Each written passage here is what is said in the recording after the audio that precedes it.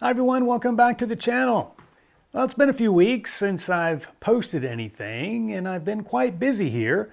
So I thought I'd give you a quick update on what's coming up. I still plan to do quite a few videos, but I'm mainly in the process of selling things. So at the moment, I've just started a estate sale and it's posted. If you want to go out to estatesales.org, you can find it out there. Search under Vintage Audio, North Carolina. I'm sure you'll find it pretty quickly. But as I've been doing things, getting them ready for the sale, I've had to bring things out and start getting them in position. So I'm going to do a little bit more of a in-depth video of some of these, like this set of speakers here. This is a set of Snell Type A. And awesome speaker. This was Snell's top of the line speaker for a very long time. They had many different releases of them, a Model 1, which is what this one is, a version 2 and a version 3. But it's a two-piece design. I would take the grills off. However, back then in the 70s, they actually nailed them in. So I couldn't easily take them off. The grill covers are in pretty good shape, so I've left them intact. So this top unit houses the tweeter in the mid, and then it separates from the bass bin down here. And so there's a woofer in the bottom section. And you can't see it in the video, but there is a fabric around the bottom section of this. And there is a down-firing woofer in there. And so those, after all this time, they will certainly need to be refoamed, these have been refoamed and not recapped, but refoamed. And so they sound great. I also have the boxes for these, which is extremely rare. Just to find the speakers in and of themselves is hard, but to have the boxes on top of that, you know, pretty hard to find. These are in pretty good shape. Physically, they don't have any major scratches, major chips in the veneer or anything like that. However, they do need a little bit of refinishing. I would say a very light sanding and, you know, some Howard's Restore finish, and they'd be in great. They look even better. They look pretty good now, but they'd even look a lot better. You could also go take these grill covers off. It takes a little bit of effort to pry the nails out very delicately, and you could redo these. This speaker has a little bit of wear marks in the fabric on the top edges here. But the other one is relatively in very nice shape. So overall, I'd give them probably about a 6. I'm pretty hard on my ratings here, but about a 6 on physical condition. But again, don't forget it has the boxes. So because of the boxes, that brings the collectability of them up quite a bit. But it's a fantastic speaker, great sound. They really do just about every genre very well. Great imaging, and you know, fatiguing is one of the words that we like to make sure we understand. These are nothing close to being fatiguing whatsoever.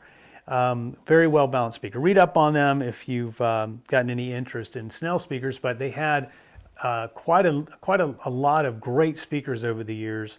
He always used letters for his models, and the A was the top of the line. One of my favorites was another one, the Model E, or the Type E was a very nice looking speaker as well. But in general, these are, you know, for many people, these are end game speakers because again, they were top of the line models and sound excellent all around. Great imaging and great sound stage, you know, for them. The only backdraw, for some situations, is that they are a bit wide. They're a fairly decently sized speaker, not as imposing as say the IMFs here, which are much physically harder to move because they're one unit and they're just physically larger. So and much heavier in regard to that too. And they also have a stand that comes with them that makes them more challenging to move around. You can certainly move these by yourself relatively easy, especially being two pieces. Neither piece is overly heavy. When it's together and sitting though and in one place, then it becomes a little bit more challenging to move around. But once you get them there, it's not hard to do. As you'll see on the left of the screen over here, in the far left, is a speaker with the grill covers off. These are a set of AR3s, and I've restored these. AR3s are from the late 50s into the 60s, and I have a couple of sets of these. I have some 3As and some others, quite a few ARs that I'll bring out. But on this set, I've actually just gone through them and restored them. The pots, they have two pots on the back, and after so many years, the pots sort of become not so dependable. You can restore them and go through that if you want to, but I preferred to take another very well published route, which is to use some L pads, and I'll go through the process on how you swap out the L pads. The specs are different. Somebody's going to point that out right up front, but there is a workaround for that and a fix to make the L pad function very similarly to the pot. So I've replaced those, both of those on there, and recapped them at the same time, as well as the tweeter. The tweeters in both of them were working, but they were a bit faint. So I wanted to have them redone, and there's a wonderful fellow that still restores the tweeters and the mid-ranges for them, and I'll share that in the upcoming video as well. So those are all working now and sounding wonderful. This pair happens to be in excellent shape. And so these are not in the current estate sale, by the way, but they will be in an upcoming future sale, which is very soon. But I wanted to take a little more time and do a good video of AR speakers, because there's such a legendary and historically significant speaker. And so I want to spend a little more time in the future on ARs in general. But nonetheless, here they are, and they will be for sale fairly soon. This is a Pro-ject RPM10, I believe it is, turntable that's up for sale. Really cool turntables. I'm sure that if you've seen any of the current models that are out there available for sale, they have quite a few models, and they're a very nice looking turntable.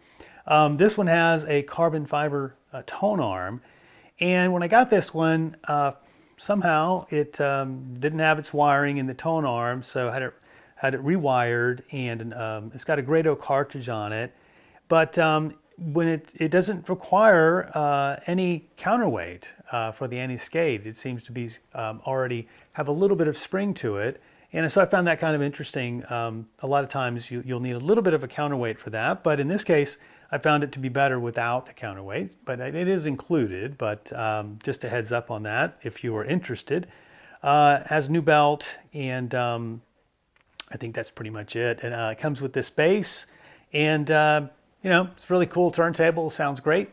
The Pioneer PL90 is also up for sale. This does have the box, and it's in excellent shape. It's a gorgeous turntable, especially if you're a Pioneer fan. And lots and lots of other stuff are, you know, going through. It is that time to start really increasing exposure to these things. So I wanted to make you guys aware. If you do see the estate sale, which I'll put the link in this video, everything is to be picked up locally. If you are interested in something specific, that is an item you can arrange to have picked up and shipped. That is fine. I can work with that. But you know, reach out directly if there's something like that you want to coordinate. I think that's kind of it. It really was just intended to be a quick video, let you guys know what's going on here and where things stand. Like I mentioned, I plan on doing a little bit more in-depth videos of some things. There are some fantastic speakers that I plan to review here soon. So stay tuned on that. Thank you guys so much for tuning in. We'll see you soon.